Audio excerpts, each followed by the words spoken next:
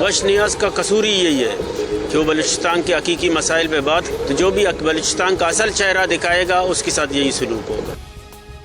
مولانا ہدایت الرحمان گشتک کے فارم چلو ہفت باقی پاکستان تہائیں بلے بلوچستان معاملات شیچی دیما ہاں وش نیوز قصور ہمیشی کے بلوچستان جی رہاں دیما کاری۔ مولانا ہدایت الرحمان گشتک کے فارم چلو ہفت باقی پاکستان تہائیں بلے بلوچستان معاملات شیچی دیما ہاں وش نیوز قصور ہمیشی کے بلوچستان جی رہاں دیما کاری۔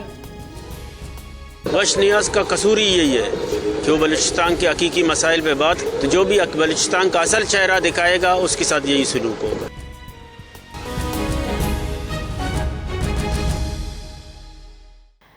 اس حوالے سے مزید جانیں گے ہمارے نمائندہ جواد علی سے۔ جی جواد، بتائیے گا کہ وش نیوز کو اشتہارات دینے کے حوالے سے نائب امیر جماعت الاسلامی بلوچستان کے کیا تصورات تھے؟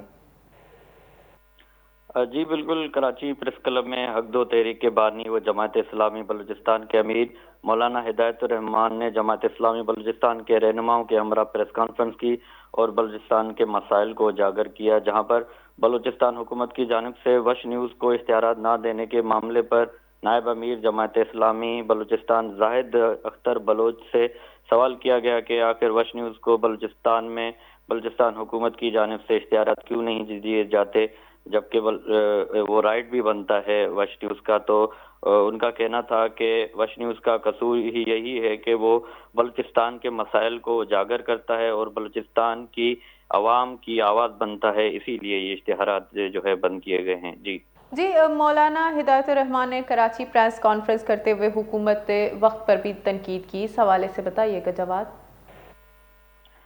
جی مولانا ہدایت الرحمان کا کہنا تھا کہ بلوچستان کو اللہ نے بے شمار وسائل سے مالا مال کیا ہے، اس کے باوجود جو ہے بلوچستان حکومت کی اور دیگر عوامل کی وجہ سے جو ہے شدید جو ہے بلوچستان پسماندہ صوبہ بن چکا ہے۔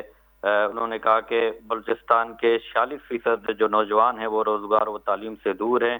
انہوں نے پریس کانفرنس کرتے ہوئے کہا کہ فارم 47 جو ہے وہ باقی پاکستان میں ہے، جبکہ بلوچستان میں تو اس سے بھی آگے کا معاملہ ہے۔ ان کا کہنا تھا کہ یہاں کے جو کچھ حکمران ہیں، پی ایز ایم این ایز ہیں، وہ تو کونسلر کی بھی سیٹ نہیں جیت سکتے اور وہ ایم پی ایم این اے بنے ہوئے ہیں۔ ان کا کہنا تھا کہ بلوچستان میں کوئی معیاری ہسپتال نہیں ہے، بلوچستان کے 10 لاکھ جو نوجوان ہیں وہ منشیات میں مبتلا ہو چکے ہیں اور بلوچستان کے 65% جو بچے ہیں وہ تعلیم سے دور ہیں۔